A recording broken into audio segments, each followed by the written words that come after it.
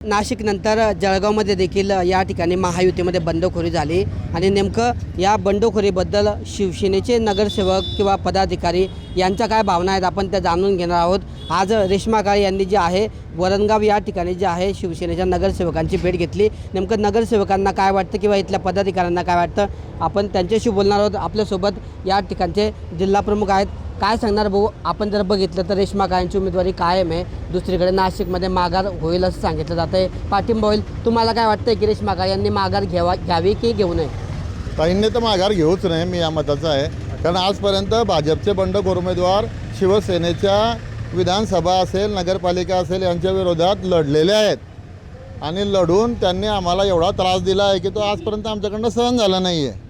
त्याच्यामुळे त्यांनी माघार घेऊच नाही, त्यांनी लढावं आणि जनतेचा आशीर्वाद या माया बहिणींचा आणि आमचा सर्व बांधवांचा आशीर्वाद त्या बहिणीच्या पाठीशी आहे, आम्ही त्यासोबत आहोत।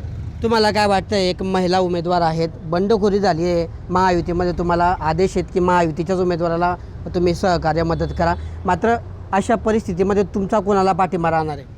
एक महिला नगरसेवक म्हणून मी रेश्माताई काळेंनाच पाठिंबा देणार आहे। वाटतंय तुम्हाला की त्यांची माघार झाली पाहिजे? नाही, बिलकुल नाही। माघार घेऊ नये असं वाटतंय का? हो, त्या कायम राहिले पाहिजे? कायम राहिले पाहिजे। तुम्हाला काय वाटतं ताई? मला पण ताईलाच निवडून आल्या पाहिजे असं माझं मत आहे।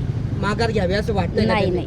नाही मागावर नाही घेऊन दादा नाही, आम्हाला वाटतं माघार घ्यायला नको, कारण आम्हाला शिवसेनेची ताकद वाढवायची आहे आणि प्रत्येक वेळेस शिवसेनेला, भाजप एक मोठा पक्ष असून तो प्रत्येक वेळेला शिवसेनेला दाबण्याचा प्रयत्न करतो।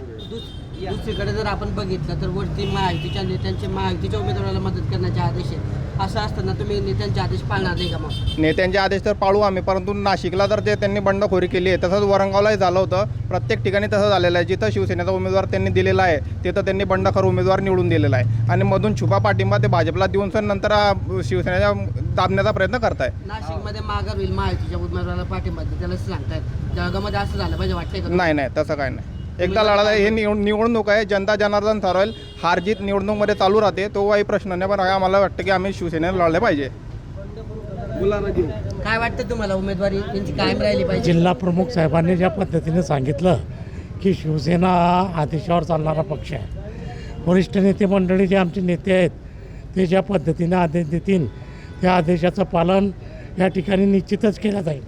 परंतु हे करत असताना माझी विनंती आहे, मित्रपक्षांना मोठा भाऊ, आम्ही लहान भाऊ आहे, ते मोठे भाऊ आहे, मोठा भाऊ आहे नात्यानं लहान भावावरती अन्याय होणार नाही याची काळजी देखील लहान मोठ्या भावाने घ्यावी।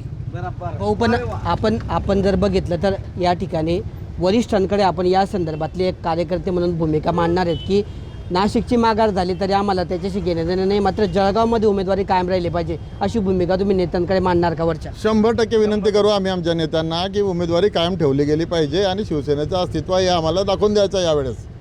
तर अशा पद्धतीने या ठिकाणच्या जळगाव जिल्ह्यामध्ये रेश्मा काळे यांची बंडखोरी कायम आहे, त्यांची उमेदवारी कायम आहे, त्यामुळे महायुतीसमोर आव्हान वाटतंय। पण मात्र कार्यकर्त्यांची देखील, नगरसेवकांची देखील हीच भूमिका आहे की रेश्मा काळे यांनी माघार घेऊ नये। या संदर्भात वरिष्ठ नेत्यांकडे आम्ही साकडे घालणार आहेत आणि त्यांना ही बाजू देखील पटवून देणार आहे। नाशिकची माघार झाली तरी जळगावची माघार मात्र होऊ नये आणि आम्ही रेश्मा काळे यांच्या पाठीशीच असल्याचं मत या ठिकाणी नगरसेवकांनी बोलताना व्यक्त केलं आहे। त्यामुळे आता पुढच्या काळामध्ये नेमकं नाशिकनंतर आता जळगावच्या बंडखोरी संदर्भात नेते काय निर्णय घेतात, कार्यकर्त्यांची, पदाधिकाऱ्यांची कशी समजूत घालतात आणि मैत्रीपूर्ण लढत होते की या ठिकाणी हे माघार होते, हे पाहणं महत्त्वाचं असणार आहे।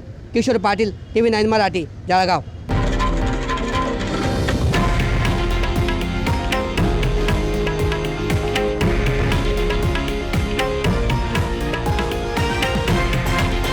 हे आहे देशातील नंबर 1 न्यूज नेटवर्क आणि आपण पाहत आहात TV9 मराठी, एकमेव।